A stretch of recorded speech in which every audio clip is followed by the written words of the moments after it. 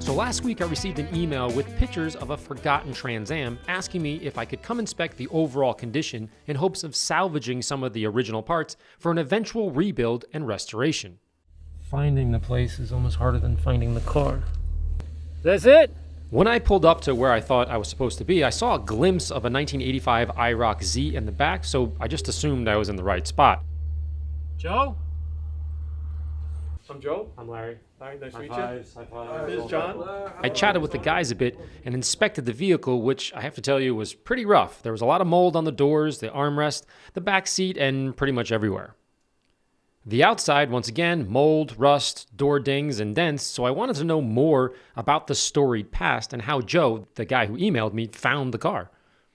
What we have here is a 1975 Pontiac Trans Am, high output 455 4-speed car.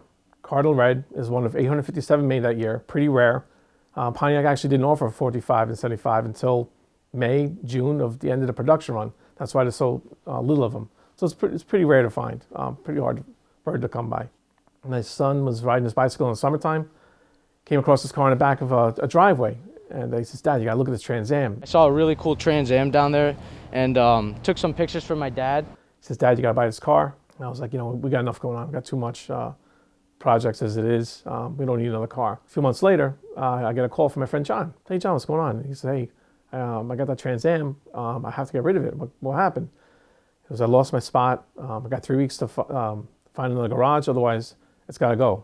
I've known John my whole life. I grew up with John back in the 80s, 90s. He was always into cars. I remember when John first got this car, sometime around 92. Calls me back 2 days before the month ends. Says, "Joe, I got no takers so far. No one wants to come look at it. If you don't buy the car off me, it's going to the junkyard." I said, "All right, I'll buy the car. Where's the car at?" So he gives me the address, and I put two and two together. It's like, oh, that's the same car that my son saw in the summertime. It's my friend John's car. Yeah, I do have one picture of the car. I'm not a photographer kind of guy, so I don't take many pictures. But the one picture I do have is when I had to fight a parking violations bureau for issuing a ticket for not being able to affix a plate to the front of the vehicle. Why can't you fix a plate to the front of the vehicle? There's no set space. There's no frame. There's nothing that you can attach it to.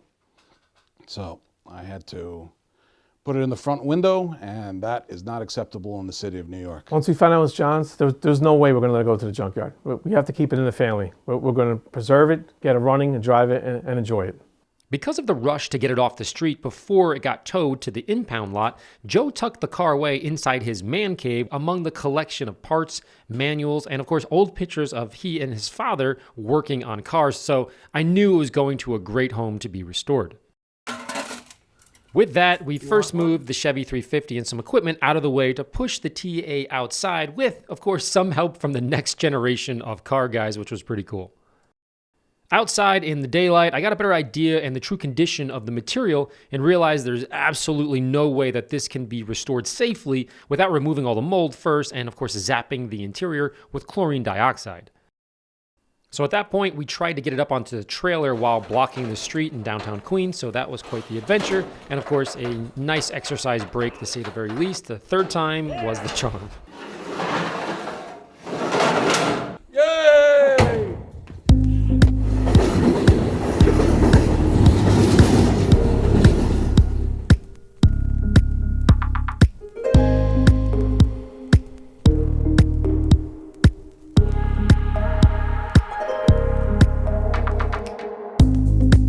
Once up and out of the city, we dropped it off at the studio to start the decontamination. Under proper lighting, we began to understand just how bad the paint and the wheels were, which makes sense because the inspection sticker was 18 years overdue and it was on its way to the junkyard crusher. But the first step is just to get this thing safe to work on. Step one is the chlorine dioxide tablet that kills the smell and the bacteria, similar to the BMW 3 Series full interior removal and replacement due to that water leak shown in a previous episode. While cooking inside for 20 minutes or so, I used compressed air to dislodge all the leaves, the dirt, plastic baggies, towels, and so on from the 15 plus years of sitting outside. In the trunk, I found a spare tire that looked pretty good because it was safe from the elements, which got me wondering about the current wheels. So I FaceTimed my buddy George from Performance Industries to ask him if I could borrow his media blaster and powder coat booth to surprise Joe at the end of the job. More on this later. Now, at this point, I can imagine most of you are saying, why work on this car? You should burn it. You should crush it. It's a waste of time. Every comment you can imagine. The answer is because the sentimental value far outweighs the effort involved in saving it from the crusher. From a practical, sensible, and prudent perspective, yes, this is not a logical decision for most people, but Joe is committed to rebuilding this car and then passing it on to his son, who originally found the Trans Am. Now that's hard to argue with, especially being a dad myself. So with that, here we go. So the first thing we did was remove everything from the inside of the car, but the passenger side seat was actually rusted directly to the floor, so we left that as is. You know what they say, live to fight another day.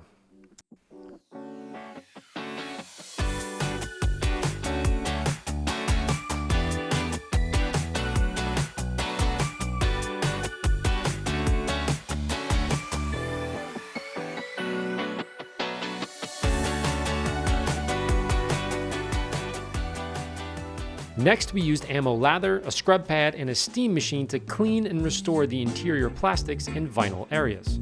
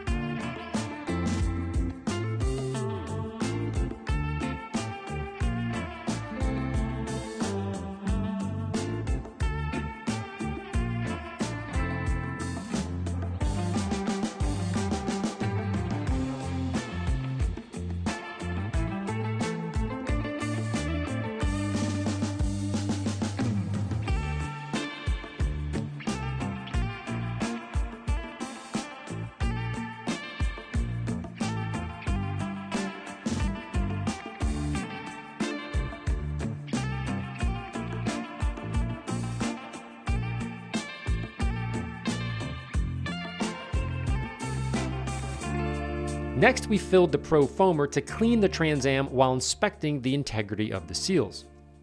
To do this, fill up the 2.5-gallon container with 1 bottle of frothy concentrate and you're good to go for up to 20 to 22 full washes, or you can simply just put a few capfuls if you're only going to do 1 or 2 cars at a time. Click the link above for a full how-to video on the Pro Foamer coming very soon. Once your desired ratio is set, you can hand pump the Pro Foamer or you can hook it up to your compressor for continuous power, as this unit is equipped with a PSI gauge and regulator.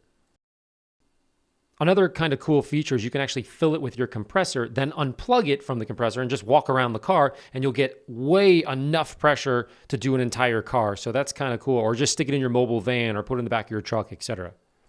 It's super versatile, and the spray is actually 6 times stronger than the regular aerator due to the larger capacity and, of course, the more headroom, which will create more pressure. Next, Dan added Brute to a full bottle of water that he can use on the door jambs, while I foamed the entire car to soften the years of dried-on crud.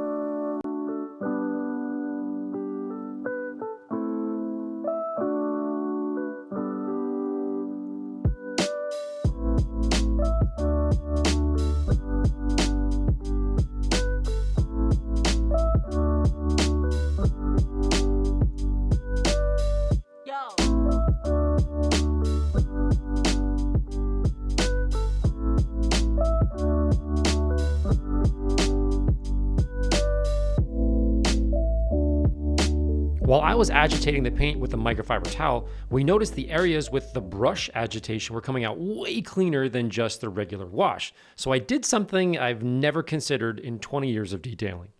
Okay, at this point we washed down the car and I agitated with a microfiber towel, and it didn't do a whole lot because this thing is completely filthy. Dan was using a small interior brush on the edges and a lot of the junk really came out quite well. So let me just say real quick, Obviously, this car, wasting the time polishing it doesn't make a whole lot of sense. But what I'm trying to do is inspire this guy when he sees it and it's got a little bit more pop to it, a little bit more shine. I think he's going to feel better about restoring it, which he is going to do. But I can tell his legs and his knees and he's just shaking. He's like, oh, I don't want to do this. I'm not sure. Is this worth it? So we're going to have a little bit of fun and bring it back. So what I'm doing now is something that I would never do on a car. In this case, because this was working so well, I just increased the size, and now we're using our interior. It's very soft. Interior brush with a Porter cable on the paint. And you can see right here, we did a spot. It's very clean, and this is really filthy over here. So I'll turn this on.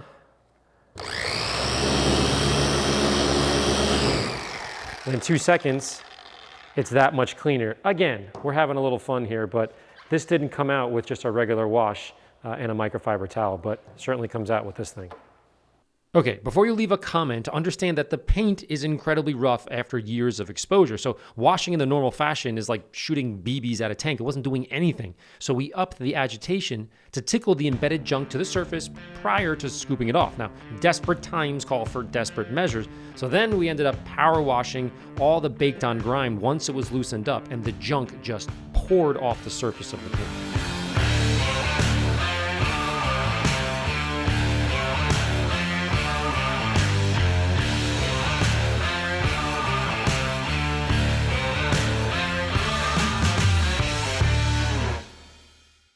Then Dan and I polished the paint with a blue Rupes foam pad and blue coarse compound to manage the extreme residue. Now, we're polishing because he isn't planning on repainting the car immediately. Fixing the rust, yeah, okay, that's definitely a problem. But the priority is the engine, the brakes, the interior, and so on, and paint is way down on the list. So I might as well just surprise him with a quick facelift.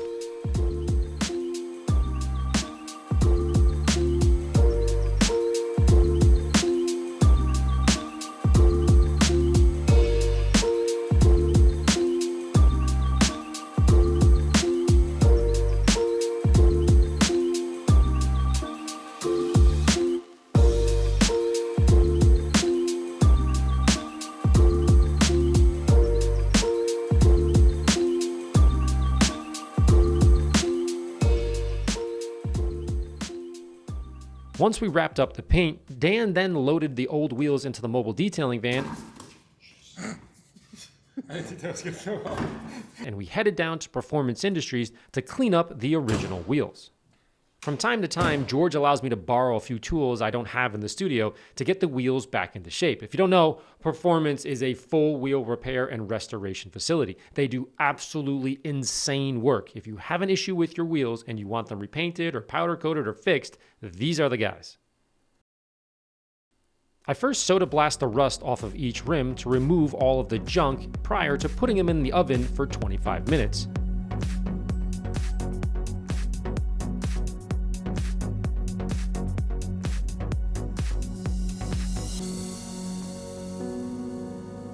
Once the metal was warm, I pulled it out and pushed it into the powder coat booth where I laid down the positively charged material that will stick to the negatively charged wheel. Once done, the wheel's put back in the oven for approximately 25 minutes or so at about 400 degrees, and the process is repeated multiple times for the desire and the look that you're going for. If you want to see the step-by-step video on the entire wheel repair process, just click the link above. While the wheels were drying overnight and the car was basically done, I did a little Googling, which is where I get into trouble, and I found paint at a local body shop supply house. And so, okay, we added a bit of lacquer and thinned out the viscosity, filled up the reservoir, and down the rabbit hole I went, creating my, my rusty Picasso. Okay, so yeah, I know that's crazy, but so is staging a house before people come to see it. You want them to feel a certain way and envision themselves in the house. Same kind of concept here. I wanted to push Joe to fall in love with this thing again and see himself in the driver's seat.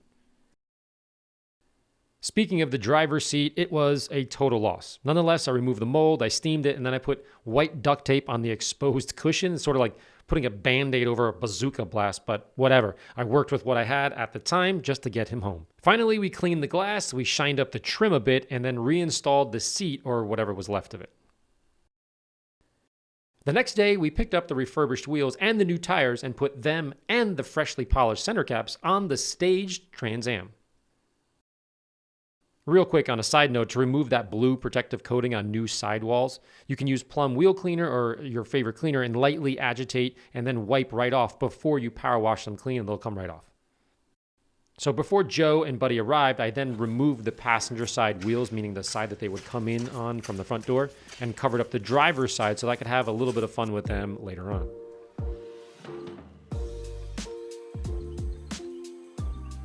All right, here we go. What's up, guys? Hey, Go ahead. what's up? Come on in, take a look. Oh, wow. What are you doing? Oh, wow. Holy mackerel. Look at that thing, man. Unbelievable, right? And after the quick tour, I revealed the refurbished wheels. All right, well, I got one other surprise for you. As you can see, we're missing two aspects of the vehicle. All right, come over here, check this out. All right, so I got you blue towels. What do you think of it? No, I'm just kidding. Uh-oh. So underneath, here we go. Yeah. Oh, wow. Are those the originals? Those are the originals. So we went down to Performance Industries. My buddy George, I've known him for a long time, and we powder coated them, and then we painted these little areas, basically bringing it back to brand new. Put the new lips on, put new Coopers on. So now you have functioning. It's out of control. It's beautiful. Yeah. Now the only thing left to do is to really see if this thing could start after 15 plus years of just sitting there. First, Buddy removed the old battery and installed a new one. 13. We have 13 with a gun. Which turned the hazard lights on, so we were headed in the right direction. Next, he removed the airbox and the filter and squirted some gas in the carburetor. Now I'm gonna douse this carburetor with a little fuel. Now I have to tell you, in 10 years of filming car preservations, Buddy is on my list of favorite characters I've ever met. He's a mechanic and he can get anything running, but he is a riot to hang out with. Oh, it goes. Let that leaf be. Come on, baby. Come on. You can do it. Come on, baby. There you go. Oh my gosh! Here we go. One more time. We're going to do it again. Let's go. Crank it over. Go ahead. I got the fuel. Go ahead. There we go. Yeah, we got it running, baby. All right. Oh my gosh, I can't believe it actually started. Wow. I can't believe that turned over. Listen. My maestro. It's the maestro. You're like the Fonzie. maestro. It's magic. Magic. At this point, with the paint a bit cleaner, the inside safe to work on, and now the engine turning over, I could see Joe and his son envisioning the next steps for a full restoration, which makes me incredibly happy, and it was well worth the effort. If you think about it, an old rusted out Pontiac saved from the junkyard could become the best excuse to spend more time with a teenage son. That's a price every dad would be happy to pay. Household bill is on me.